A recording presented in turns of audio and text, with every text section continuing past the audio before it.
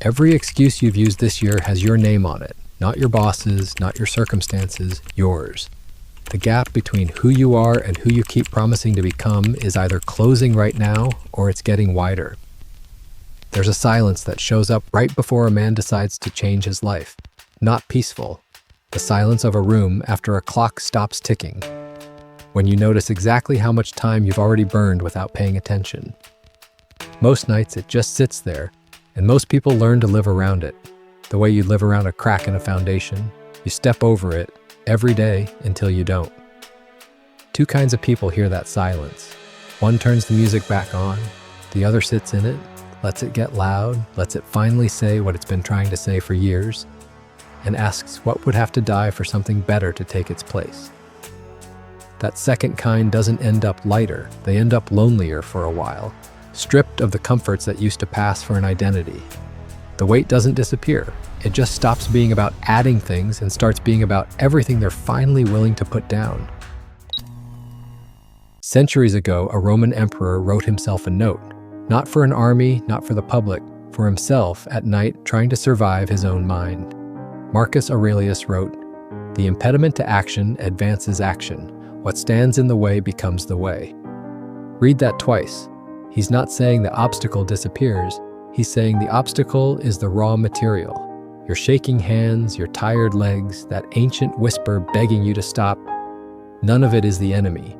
It's the only thing you got to build with. Pain stops being some random curse and turns into proof you picked a road steep enough to matter. This is the whole fight, really. Your potential doesn't care how tired your biology is. It doesn't negotiate with the part of you that wants the warm bed and the easy version of today. Excellence isn't a gift you get handed once and keep forever. It's a direction you choose, again, every single morning, usually while every cell in your body votes the other way. But here's where it gets dangerous, because the same fire that builds you can also burn straight through who you are. And almost nobody warns you about that part. Nietzsche put it about as sharp as anyone ever has.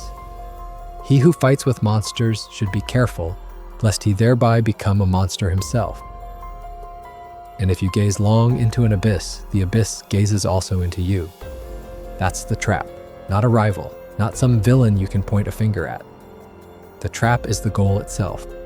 When it gets so loud, so consuming, that it starts rewriting you from the inside. You start cutting corners you swore you'd never cut. You start treating people like obstacles instead of humans. You start measuring your worth against everyone else's highlight reel and chasing claps from people whose opinion shouldn't matter that much in the first place. You become, slowly, the exact thing you were trying to outrun. And by the time you notice, it's already wearing your face. Let me show you what that looks like, all the way to the end. There's an old story about a father and son locked away on an island, trapped by a king who didn't want what they knew getting out. The father, an inventor, builds 2 sets of wings, feathers, wax, twine, nothing fancy, just enough to get off the ground. The son, Icarus, straps them on, and for the first time in his life, he's not trapped anymore. The wind finally works for him instead of against him.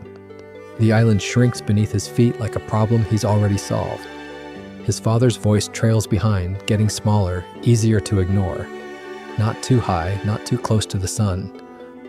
But why would Icarus listen? He's flying. He's untouchable. Every gust that lifts him higher feels like proof the rules were written for smaller men. Not for him, not anymore.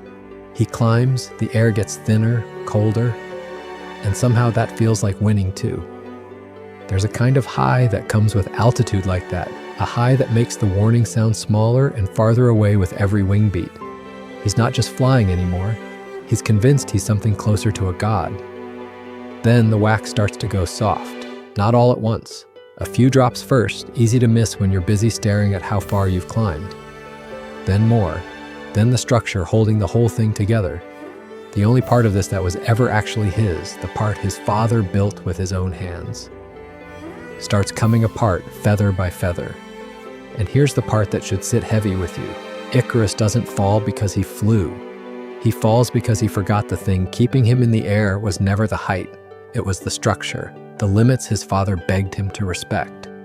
He traded the one thing holding him together for the one thing that felt the best, and the trade killed him. He drops out of the sky into open water, and the sea doesn't even slow down for him. It just closes back up like he was never there at all.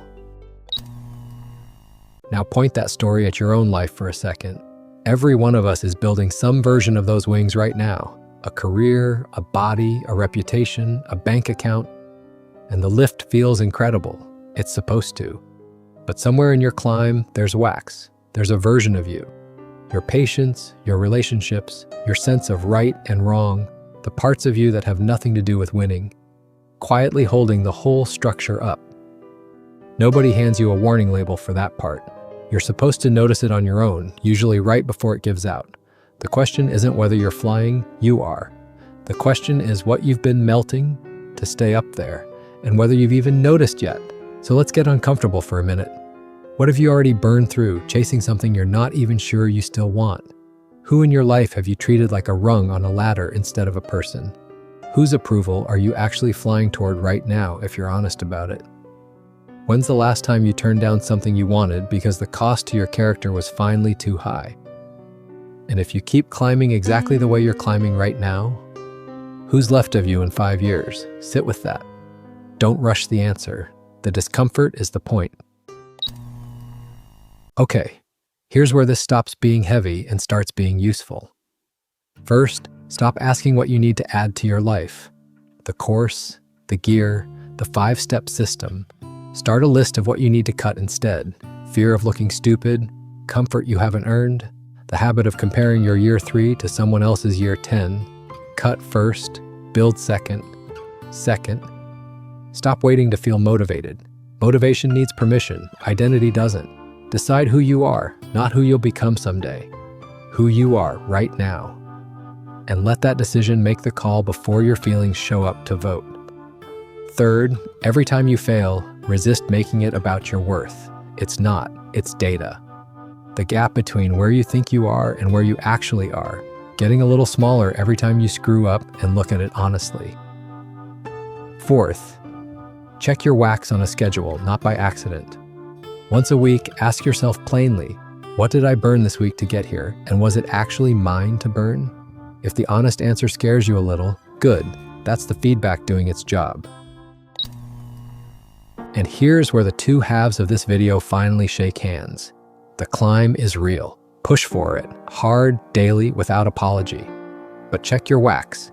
Check it constantly. Keep the parts of you that have nothing to do with winning. Your honesty, the people who knew you before any of this, the version of you that existed before the goal started giving orders. Greatness was never about how high you get.